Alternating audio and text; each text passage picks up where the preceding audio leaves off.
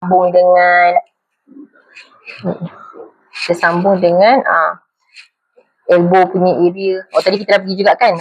Now tadi kita pergi supracondyla. So elbow tu apa lagi komponen dia? Dia ada radius head. So radius head ni dia pun senang fracture. Cuma radius head ni dia lebih common untuk adult. Tadi supracondyla ialah untuk pediatrik. Sekarang ni bahagian radius ni adult lah, dia lebih banyak terjadi dekat adult. 20% of elbow trauma. So dia akan ada, maybe boleh associated juga dengan fracture capitulum sebab dia dekat-dekat. So ni radius head, dia ada radius head neck. Ni neck dia kan. Lepas tu ni radius tuberosity sebab nampak ada ni. So capitulum dekat atas dia. So ulna dengan trochlea of the humerus. Okay, so rupa dia as usual kita tengok lah. Contoh macam ni. Macam mana nak identify fracture? Inilah yang paling penting. Contoh, kita akan cari tempat yang macam ada cortical break. Macam ni kan. Kita elok terus cantik, tiba-tiba ada break. Even dekat sini pun sebenarnya tak macam ni dah tak pada mana ni. Betul tak? Ni pun macam ada nampak break juga sikit. So cara kita nak identify selain daripada fat tu, kita boleh first tengok dulu bone. Ada ke tidak fracture. Kalau dah nampak bone tu dah nampak fracture, which is bagus. Dia fissuring ni kira macam cortical break ni lah kan. Dia terbelah. Ini sklerotik. So bila dia ada fracture, lama-lama dia akan ada callus formation kan. Kita akan nampak line tu jadi sclerosis lah. Okay. And then contoh macam ni. Lateral view. Kadang-kadang kita nampak pun fracture tu kat mana. Betul tak? Tapi kita nampak ada posterior dengan anterior fat pad. Once kan saya kata kalau once posterior fat pad ni dia dah ada dan kena look hard. Ni you tengok clue, next clue is ni adult. Kan dia macam tu cara dia. Ni adult, so kita tengok radius. Tadi ialah fix, kita tengok supracondyla. Sama macam tu. So bila kita tengok macam ni apa benda ni? Kan macam tak sure. Most probably dia fracture dekat sini lah. Itu cara you identify tau. First, bone, adult ke pits. Second, tengok betul-betul bone dia, cortex dia. So kita kalau kata adult, okay, radius dulu. Macam tu. Pits tengok supracondyla dulu. And then terus cari fat pad ada. And then okay, cari fracture. So subtle posterior fat pad macam ni kan. Ni anterior dah ada, nampak tak? Posterior ni pun ada sikit je. Subtle. Tapi nampak tak? Kita tak nampak. Dia punya fracture ni nampak ni sikit aja. So memang most of the time susah tau. Kita dah two view, satu. Lagi satu is selain daripada two view dengan ni lah. Fat pad ni lah. Seal. Ni naik juga ni kan. Sepatutnya tak ada apa-apa. Ni still consider naik sikit. Okay. And then so next is selain daripada radius, capitulum lah. Capitulum tadi tu yang dekat dengan radial head. So dia ada association, nampak? Radial head fracture 1%, so tak banyak lah. So dekat kawasan ni. So biasanya outstretched hand punya, and then dia boleh terfracture lah sebab ni kawasan direct force. Okay, so macam mana nak tengok? Macam ni lah. Ni kan, dia nampak macam ossification center. Tapi nampak ni adult ni bukan budak-budak. So macam cortical irregularity, so kita boleh nampak lah fragment, so dia dah jadi fragmented. So sebab tu bila kita buat line, bone ni satu je, kita kena trace. Macam cara kita nak tengok, kita trace pada atas, tiba-tiba okay, pelik.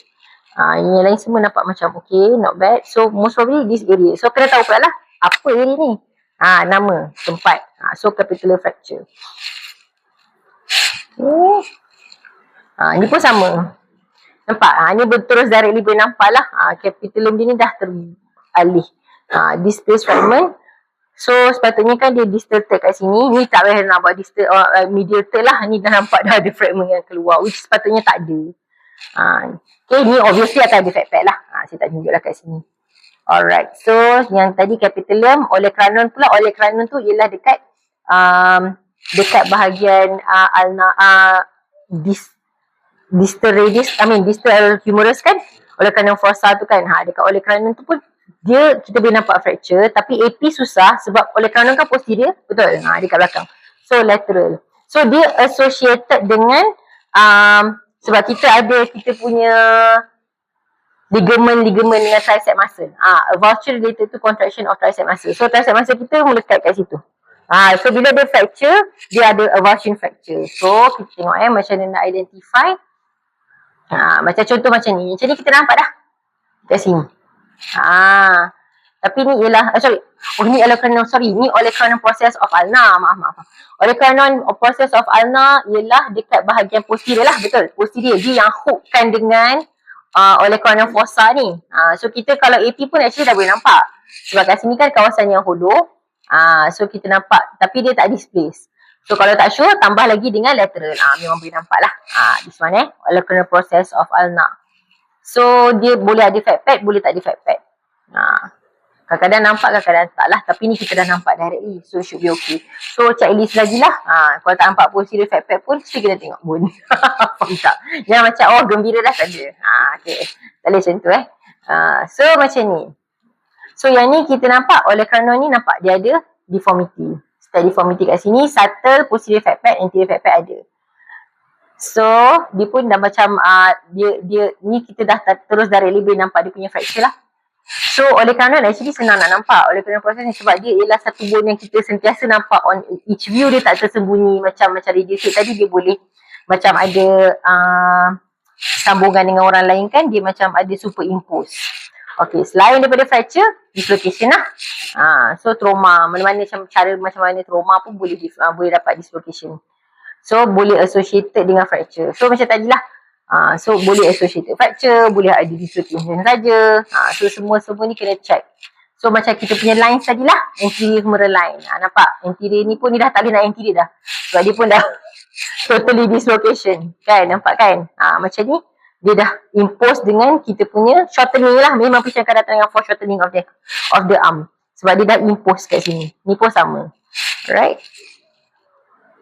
So, coronal process pula. Coronal process ni dekat sini. So, dia tempat yang tersembunyi. So, usually associated dengan dislocation lah. Sebab kan kalau kita punya elbow terdislocate, kawasan ni lah yang fragile, betul? Sebab dia yang pegang. So, dia macam kira weak point. So, kita kena look hard for it lah. Dia associated juga dengan this one is radial head fracture.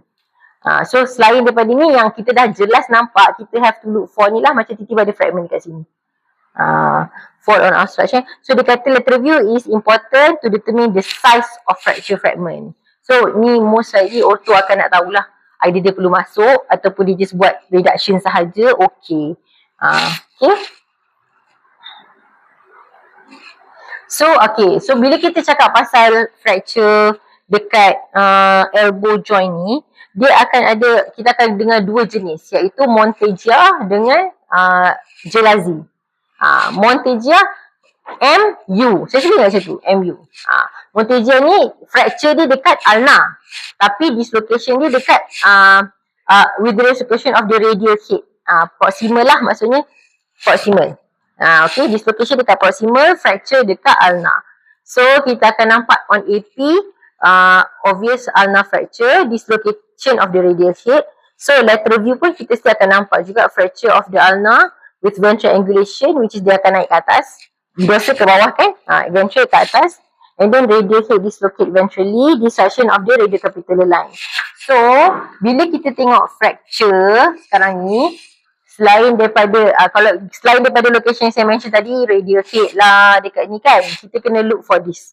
Ni biasanya kita akan buat forearm lah, sebab dia dah area ulna ni dah kira area yang shaft, bukan dekat olecranon ataupun dekat dia punya coronal process. So once kita dah nampak ada fracture dekat ulna, proximal, kita tengok dia punya radial head ni, ada dislocation tak? Contoh macam ni kan, dah terkeluar lah. Bila kita buat radiocapitular line ni, patutnya capitate dengan radius ni lebih kurang kena intersect dekat tengah-tengah. Macam yang ni dah obviously dah lari. Even radiocapitular line ni pun dekat lateral, dia akan macam intersect macam ni. Ni pun dah tak ada. Capital dekat sini, radial dekat sini, dah tak jumpa. So this is Monteggia fracture. Dia penting tau sebab ni nama dia spesifik sangat. Monteggia dengan Gelazi ni ialah dekat bahagian sini. Gelazi fracture pula, dia fracture dia dekat radius. Dislocation dekat distal radio-ulnar joint. Sini lah. Okay. So fall on outstretched hand. So macam ni rupa dia. Macam ni. So dia bukan kat elbow dah. Dislocation dia dekat sini. Dekat dia punya wrist. Okay. Nampak kan? Dia fracture, yang siapa yang fracture? Radius yang fracture. Radius yang fracture, dislocation dekat kawasan ni. Wrist punya joint.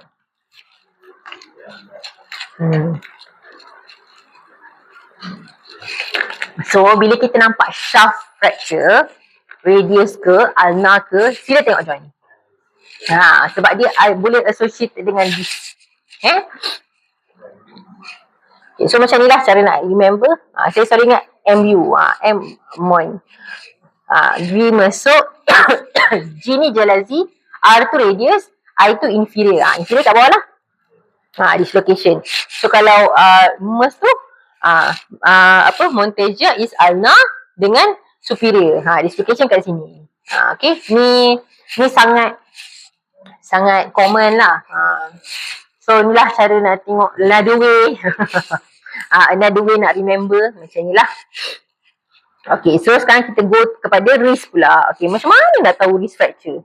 So kita ada dia punya measurement. Tengok macam ni.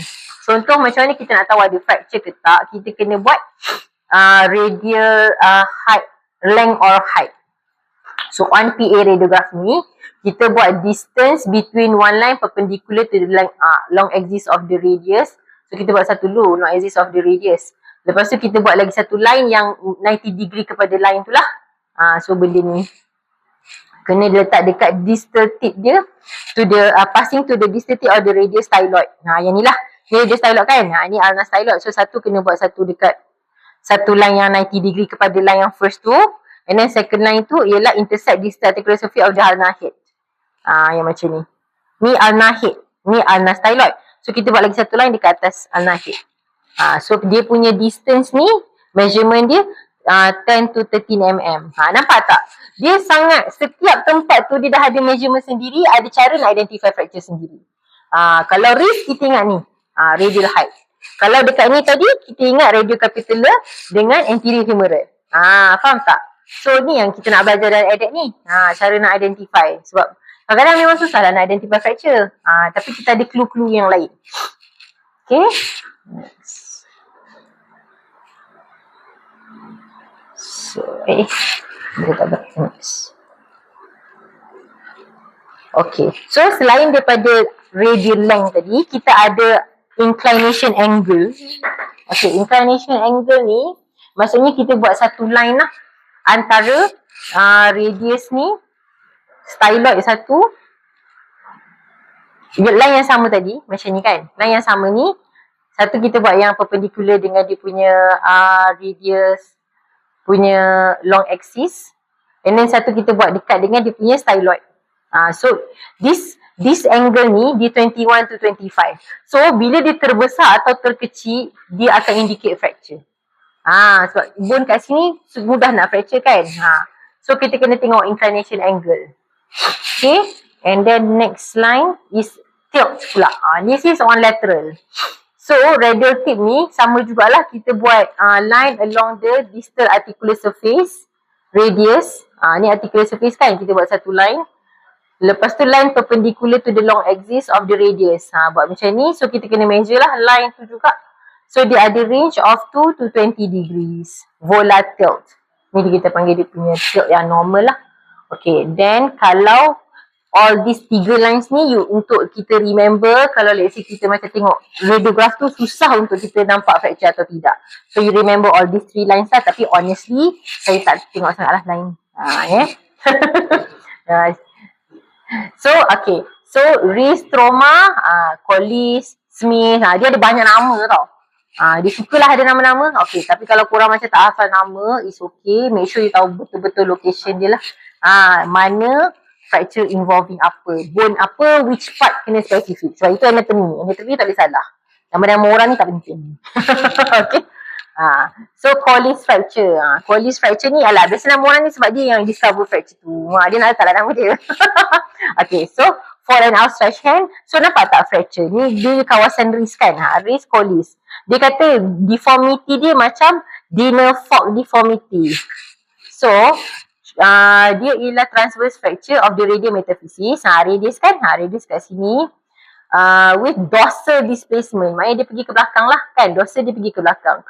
So dia ialah extra-articular fracture. Dia boleh associated with impaction of the radius and avulsion of the ulnar styloid. So dua area ni boleh jadi ada avulsion fracture. Dia fork macam ni lah. So bila you buat lateral macam tu, you nampak tangan dia ternaik lebih. Okay. Ni dinner fork deformity, which is Colles. So macam bila you guys nak cakap pasal fracture of the wrist yang macam distal ulnar radius joint ni, you kena cakap lah displacement. Dia dorsal ke dia ialah ventral. Sebab kalau yang ventral pula, dia ada nama lain. Ni pula, nama Smith pula. Ni orang ni pun nak letak nama dia juga. So dia ialah actually the reverse. Terbalik dengan yang tadi. So dia fracture dekat, still fracture dekat radius, tapi dia punya tangan ni ke bawah. Maksudnya dekat ni atas lah. Tadi dinner fork kan dia lebih kepada dorsum. Sekarang ni dekat ventral pula. Deformity dia turun bawah macam tu. So kita panggil dia reverse Colles lah. Nampak macam ni kan. Ni kan posterior, dorsal, ni ventral. So dia pergi banyak dekat sini. So macam mana kita dislocation sebenarnya bergantung kepada yang distal fragment. Dislocation sebab ni kita nak cakap sama ada di dislocation posterior ataupun anterior ataupun dorsal ataupun ventral, kita tengok yang distal fragment tu pergi mana. Distal fragment ni pergi ke depan, so ventral. Faham? Dislocation, semua dislocation tengok distal. Distal fragment ni pergi mana?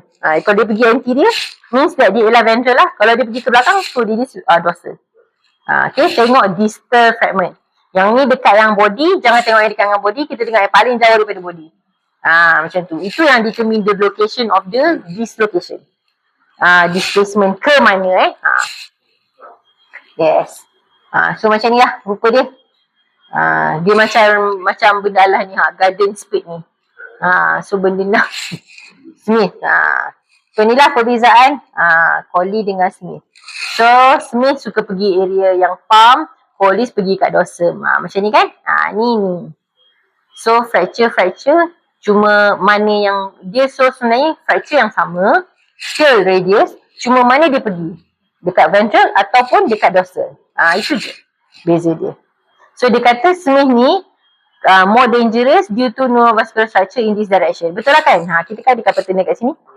So kalau dia fracture pergi ke arah sini, dia akan tekan kita punya nerve, dia akan tekan kita punya blood vessel.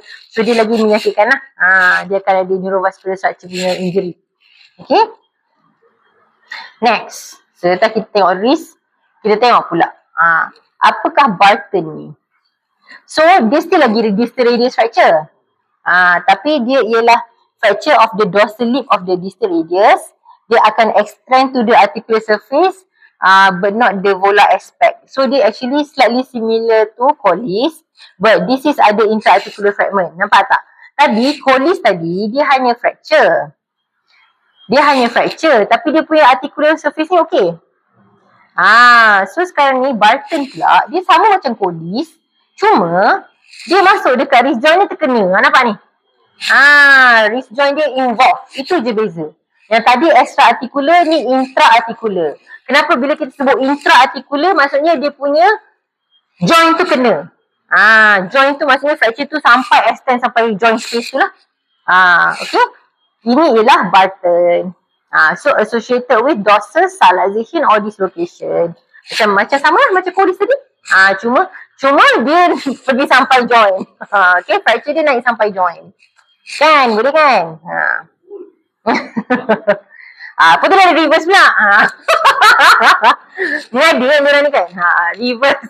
Reverse Barton sama juga, cuma dia sama macam Smith, cuma dia ada articular involvement. Dah settle.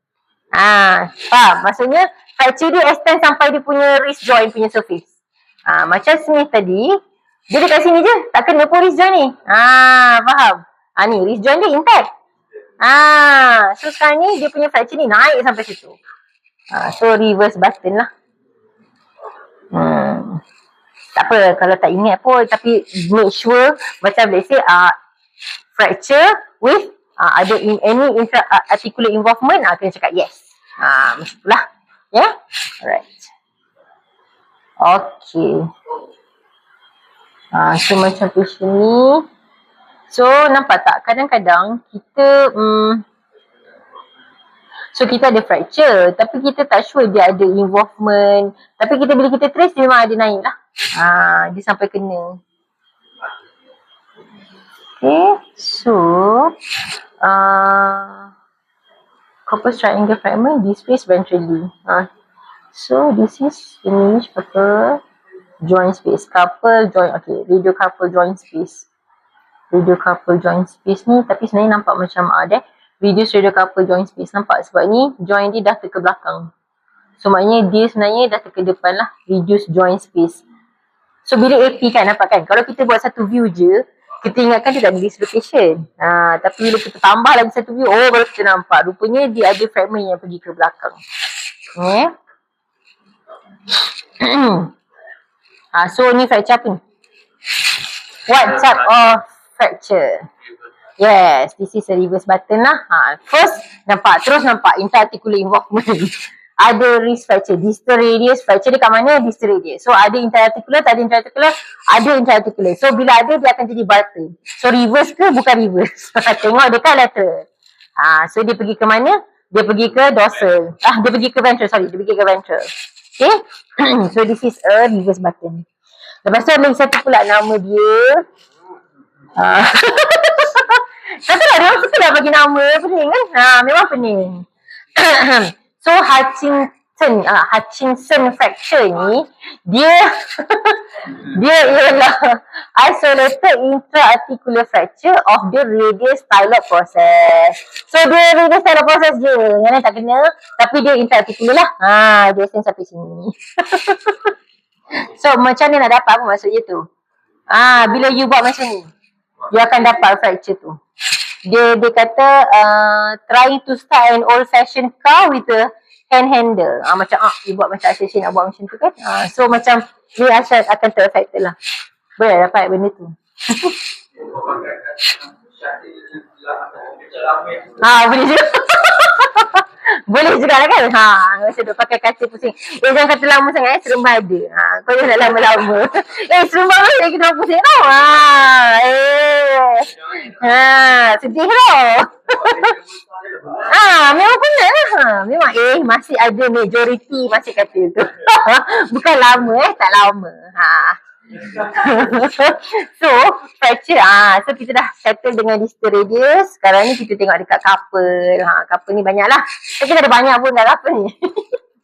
Okay, so kita ada banyak view juga berdasarkan apa yang kita nak. Tadi kita sebutkan gorilla arcs ni. So you kena tengok lah okay ke tak. So sebenarnya the first arc dia kata is smooth curve outline ni proximal convexity of the scaphoid, lunate and trachotrum. Ni. Lepas tu second dia pula atas daripada surface of the ni lah same bone tapi dekat bahagian distal sikit. Third ialah dekat curvature of the capitate dengan hamate je. 3. So macam ni. Nampak tak? Bila kita buat arc ni. Macam patient ni kan. Kita buat arc dia terlari. So fracture dia kat mana tu? Nampak tak? Nampak tak fracture dia kat mana? Nampak tak fracture? Nampak kan ni? So bila satu, maksudnya couple bone ni you boleh pakai lah arc ni. Sebab ada salah satu je dah fracture terus dia dah hancur dah dia punya arc. So macam tadi elbow, radiocapitular, anterior humeral, wrist pula ni gorilla arc. Okay, macam ni nak tengok indirect sign. So kita start dengan first scaphoid. So nampak tak? Dia terus tulis kat sini. Difficult to detect in stage. Memang susah nak tengok. So dia akan ada kalau patient complain of pain dekat anatomical snuff box. Nanti saya tunjuk snuff box tu masuk apa. So nampak repeat radiograph is recommended within the 10 to 14 days. Prone to avascular necrosis of the proximus fragment. Nanti saya tunjuk kenapa. Snuff box tu kat mana? Tu. Dulu orang-orang putih zaman dulu, dia suka macam nak hidu tobacco kot. Dia akan letak kat tangan dia dan dia hidu. So dia panggil snuff box. Dia akan hidu macam tu. Itulah dia punya history. Dia macam letak kat sini tau. Dia letak kat sini untuk dia hidup. So so radial artery apa yang structure ada kat sini? Dia ada radius styloid, nampak radius styloid, and then dia ada this one lah, extensor pollicis longus, extensor pollicis brevis, all this tendon-tendon lah dekat sini, dan juga dia ada artery, radial artery, first metacarpal. Okay, so dia pun ada vein juga kat situ. So kenapa dia dapat avascular necrosis? Okay, so bila kita buat macam dorsal branch ni, dia akan enter the scaphoid at the distal half through the wrist. So dia akan supply 70 to 80%. So dorsal ni dia akan masuk ikut sini, and then bagi supply. So untuk volar ataupun palmar, enter dekat distal half and then supply 20%. So you bayangkan kalau you ada fracture kat sini, sebab ni semua end artery tau. End artery. So bila you fracture, bila you buat, sebab dia datang, vessel dia datang dari sini dan pergi ke bawah tau. Dia bukan macam normally vessel kita hanya terus pergi hujung. Tidak. Dia suka pusing. Vessel dekat scaphoid ni dia akan pusing untuk supply scaphoid tu. Maknanya dia naik atas, lepas tu turun bawah. Sebab tu bila avascular necrosis, yang kena ialah yang dekat proximal, bukan dekat distal. Faham? Sebab vessel dia tercheck kat situ. So kalau kita potong blood supply, yang ni yang tak dapat blood supply tau. Ini yang dekat dengan radius. So dia akan mati. Faham? Sebab dia punya cara dia bawa blood kat situ. Dia akan turn naik atas dulu, maknanya dia pergi belakang, lepas tu baru turun bawah. So fragment yang selalu dapat avascular necrosis is yang dekat dengan kita. Itulah dia. Sebab itulah kena detect. Macam ni. Nampak? Dia gerak ke belakang, turun bawah. So kalau kita fracture, yang ni lah yang akan matinya. AVN. Pelik kan? Sebab proximal. Biasa kita ingat distal. Sebab biasa kan dia akan pergi sampai distal. So yang paling contohnya, buat wrist amputation sebab distal yang tak dapat. Wrist amputation. Tapi dekat hand tu different. Sebab itulah scaphoid ni penting untuk kita identify lah. So kena make sure, tanyalah kadang-kadang doktor tu dia boleh touch. Dia orang pun kadang-kadang tak tahu. So dia orang pun baru kan. Tanya dia orang, doktor nak tengok scaphoid bone ke? Sebab ada series. Dia orang tak tahu tau. So bila kita yang lebih berpengetahuan bagi tahu, dia orang akan macam, oh ada ke anak-anak? Macam tu. Sebab kita tak nangis. Itu yang boleh. Tak ada. Tengok tu kan boleh macam tu.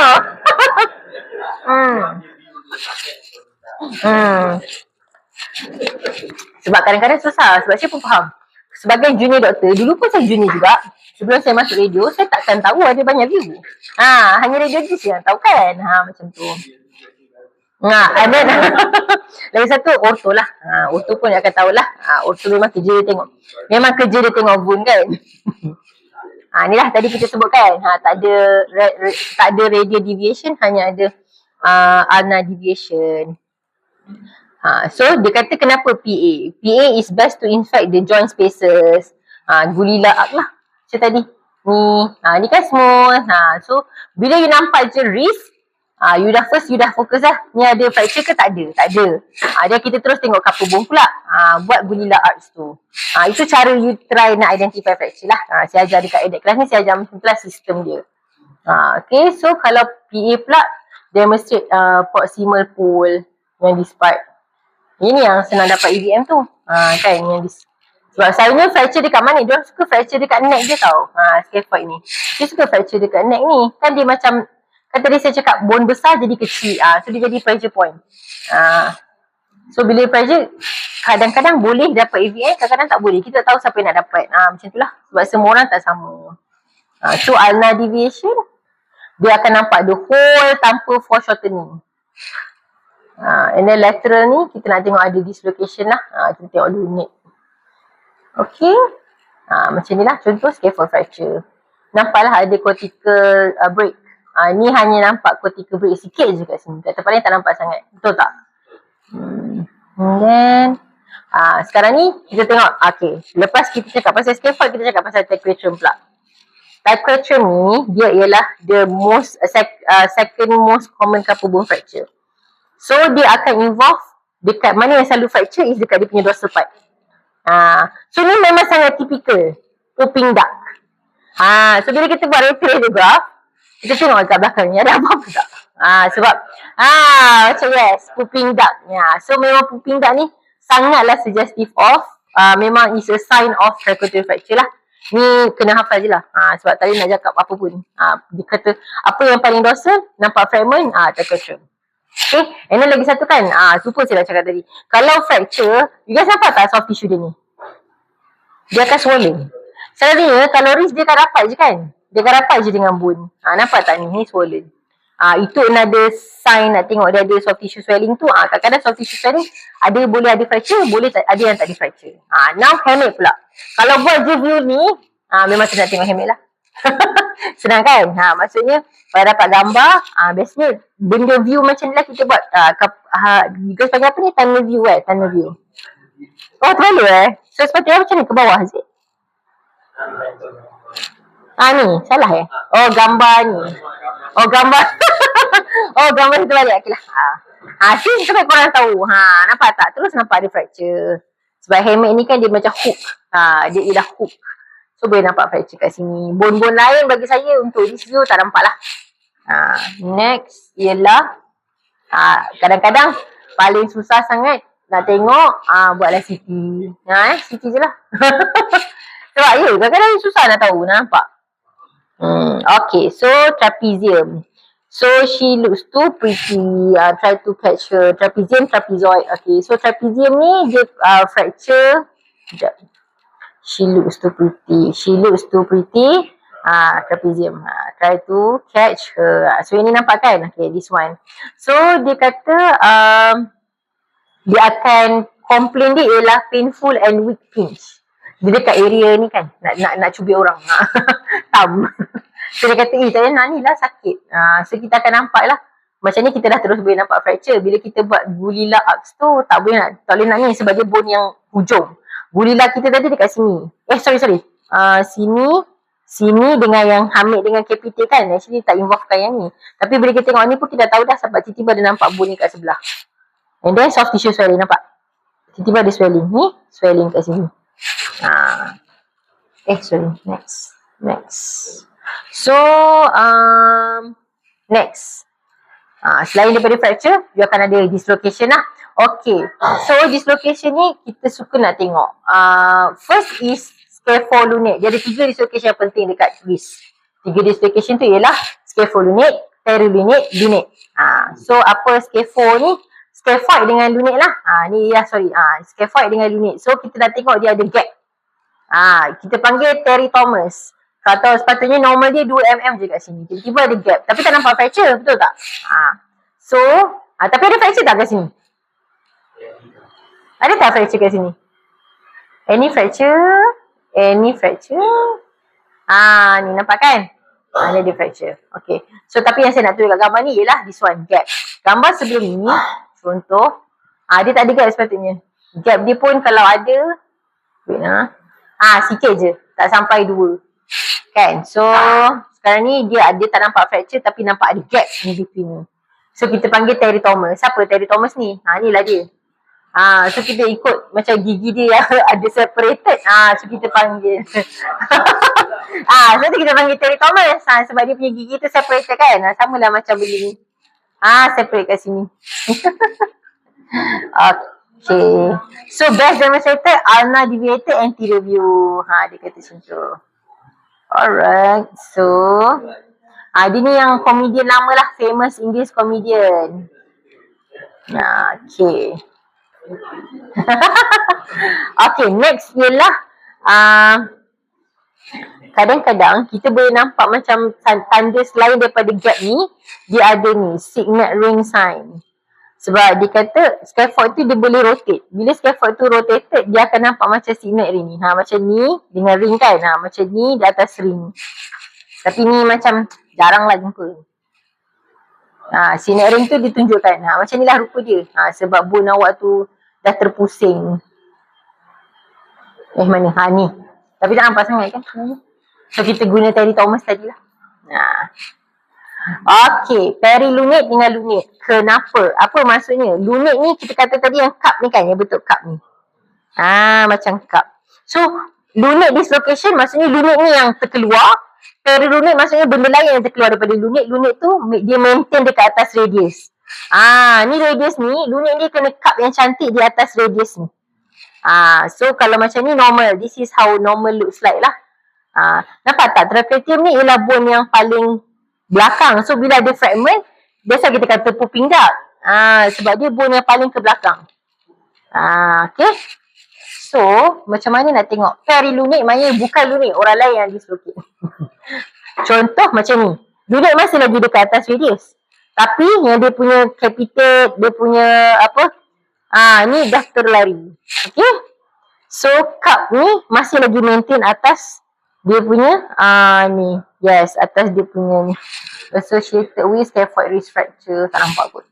Okay, sekejap. Okay, so perilunate maknanya lunate dia masih normal. Yang tempat yang selain pada lunate tu yang tak normal. So, bila kita buat AP, kita boleh nampak macam pizza shape. Betul tak ni? Sorry. Silap. Abnormal lunate configuration. So, mula-mula kita nampak ada widening of the scapholunate distance. Dia ada widen. Lepas tu lunate ni rupa dia tak macam ni sepatutnya kan. Kalau normal radiograph, rupa dia dekat AP dia macam sekejap. Kalau kita tengok dekat AP ni dah ada dislocation kan. Ni semua dah dislocation. Sekejap, saya nak tunjuk satu gambar. Ni idea fracture. Tak pernah nanti kita go through ada gambar yang saya tulis ni. Sekejap. Abnormal shape of the lunate. Okay, so dia akan ada kalau AP, dia punya gambar macam configuration dia, kita buat gorilla arch tu dah lari lah, betul tak? Dah lari dah gorilla arch dia. Yang ada widening dekat scapholunate. So, bila kita buat lateral, baru kita tahu ada lunate or perilunate dislocation lah. And then, kalau lunate dislocation pula, nampak tak cup ni? Cup ni yang terkeluar. Cup dia yang shape macam cup ni kan. Dia dah terkeluar daripada distal radius. So, ni unit tu sendiri yang keluar. So, the remaining couple bones tu normal. So, macam mana kita nak tengok? Okay, ni lah pizza shape, sorry. So, pizza shape. Spill cup. Maksudnya, macam ni lah. Nampak kan? Dia dah terkeluar dah cup dia. So, dia buat ni, yang lain semua normal. Ni je. Alamak, ni dah terkeluar. So, bila kita buat AP, kita dapat macam pizza. Unit tu.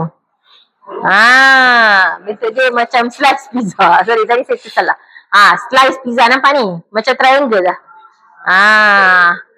Lepas bila you guys nak buat gulila art pun dah tak boleh rasanya nampak ni. Mana gulilanya dah tak ada.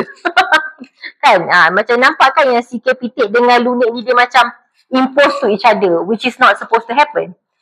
Kan? Tak ada. Gulila cycle tu kita nak buat. Okay. So, this is perilunate dislocation. This is lunate dislocation. Spill cup. Kalau yang mana macam mana sorry? Kalau pizza ni kita tengok dekat AP. Yes. Kalau normal tak nampak macam pizza. Saya nak tunjuk gambar yang normal kat awak. Ini tadi gambar AP normal. Kita kena check balik. Kadang-kadang bila kita buat ni kita pula pening. Ada gambar yang normal tak? Normal. Is it? Nampak tak? Sorry. Dia punya shape tu. Dia tak ada pizza pun. Dia macam petak. Kan? And then gap pun tak ada. Ni normal. Not more than 4. Tadi dah macam pizza dah. Kan? Macam tu. So, always kena ada satu gambar normal in hand lah. Maksudnya awak sentiasa nak compare. Kena selalu tengok lah, Ada yang macam tak sangat. Yang bulat tu itulah susah nak cakap sebab dia ada boleh associated dengan scaphoid punya ni kan. Rupa dia lebih kurang sama mungkin lah kot. Ni. Tapi bagi saya kan period ini tak begitu important lah sebab kita jarang pakai. Saya tak tengok sangat. Saya akan tengok lebih kepada lateral. Tapi boleh saya sebut it's not a problem. Tapi kadang-kadang jangan terlalu komit dengan kita lebih komit kepada pizza ni. Pizza. Kita lebih komit kepada pizza je lah kan. Dengan spill cup. Macam tu. Okay. So ni dah kita dah cakap pasal couple bone kan. Almost dah habis cover. Sekarang ni hair. Nampak tak? Ramailah orang suka bagi nama sebenarnya fracture-fracture ni. Tapi semua nak rasa penting. Terlebih macam mana. Terpaling penting. So, nama-nama tak penting. Tapi yang penting ialah location lah. Kena tahu. So, apa Bennett? Bennett ni dia ialah fracture. Nampak kita start dengan sini. Dia fracture of the base of the thumb. Tapi dia ada involvement of the wrist punya ni lah. Joint nampak ni. Fracture dia dah extend sampai kat sini. Alright. Lepas tu Rolando. Okay, dia kata single line fracture tau. Nampak tak ayat dia? Single line. Maksudnya satu line je. Fracture dia. Sampai articular surface. Tapi apa Rolando? Rolando ni dia ialah comminuted. Banyak fracture dia. Ni. Tempat yang sama. Tapi banyak. So, dia nama dia Rolando pula. Kan? Tapi dia more serious tak lah obviously. Kan? Sebab dia dah comminuted kan? So, mallet pula apa? Mallet ni, kadang-kadang kita buat mallet finger ni dia macam terpatah macam ni. Dia punya deformity. Mallet. Especially kalau you terkena macam ball macam ni kan. So, you punya ligament ni boleh fracture. So, bila rupture of the extensor tendon. So, bila ada rupture tendon, you punya, kenapa ni yang kita panggil avulsion fracture? Tempat tendon tu terlekat. So, bila dia macam dah fracture, tendon tu akan contracted tau. So, dia akan tarik bone. So, nama dia ialah baseball finger. Avulsion injury base of the distal phalanx. So, macam inilah cara dapat injury dia. Faham And then, gamekeeper's thumb. Gamekeepers ni pula, dia sama juga. Kecil juga. Tapi dia dekat ulnar aspect of the first metacarpal joint. Sini. Okay. So dekat sebab kat situ ada apa? Ada ulnar collateral ligament. So bila ada rupture, so nampak tak? Ni semua avulsion injury semua macam ni rupa dia. Kecil-kecil. Dia ada rupa macam ossification center. Betul tak? Sebab tu lah kita kena tahu ossification center. Sebab bone dekat sini pun dia ada avulsion fracture juga. So macam ni dekat thumb. Contohnya ialah ni. Dia punya trauma while gripping on hard object. So dia boleh jadi macam fracture dia sebab oleh benda tu. Bila dia fracture, obviously tendon tu akan tarik lah. So dia akan avulse sekali dengan bone yang dia dekat. Macam ni lah. Lagi satu is skier's thumb ataupun gamekeeper's thumb ni lebih kurang sama lah. Dia fracture dia kat sini. Sebab dia asyik pegang benda tu kan. So dia boleh dapat injury of the ulnar collateral ligament and then dia dapat avulsion fracture. Lagi satu boxer. Kenapa boxer? Nampak? Dia suka tumbuk. So fracture dia akan jadi dekat mana ni? Metacarpal lah. So dia dekat fracture mid shaft or distal end of the fourth or fifth metacarpal bone.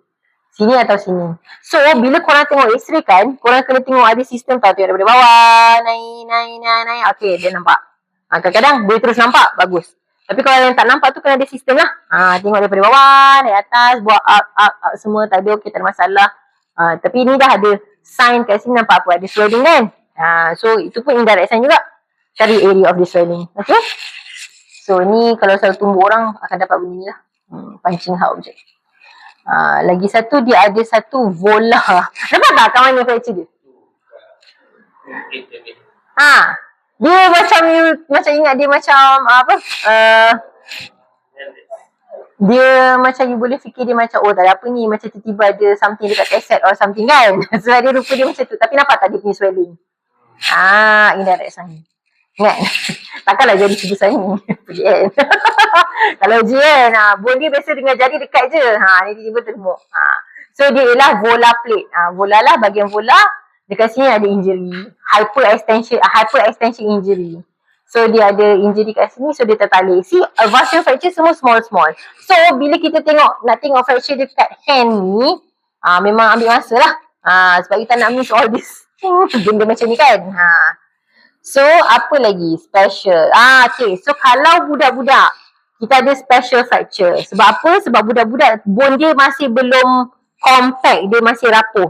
So benda yang macam benda yang rapuh, bila kita exert pressure, dia takkanlah terus hancur. Faham tak? Dia agile lagi. Okay, apa maksud green stick? Dia ada dua jenis fracture lah untuk budak-budak. Green stick satu, torus satu. So usually location mid diaphyseal, And then dia ada incomplete fracture. Maksudnya hanya satu side je dia punya bone.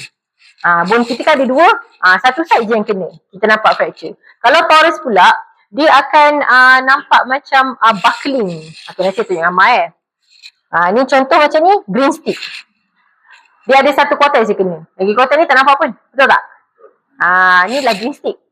Contoh green stick fracture. Mid diaphysis. Ni kan epiphysis, metaphysis, diaphysis. Dia suka kawasan situ. Okay, ni contoh. Torus pula macam mana? Dia hanya nampak ada buckling je. Ni. You tak nampak fracture lain pun. Tapi tiba-tiba bila you trace cortex, kenapa tiba-tiba kemung kat sini? Sebab especially dia macam impacted.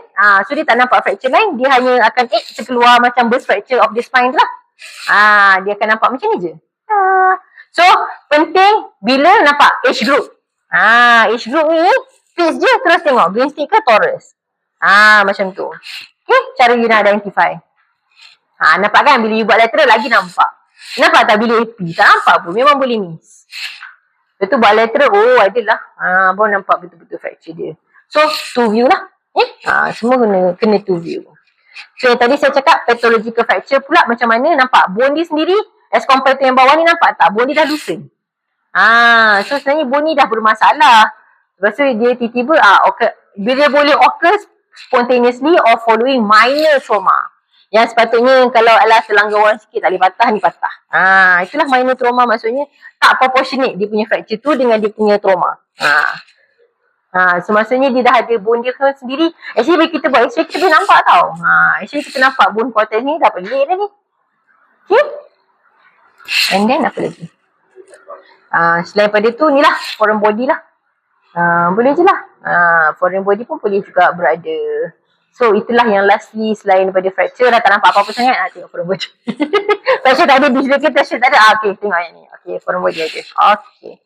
Alright. Okay, so upper limb dah settle. Ada apa-apa soalan ke?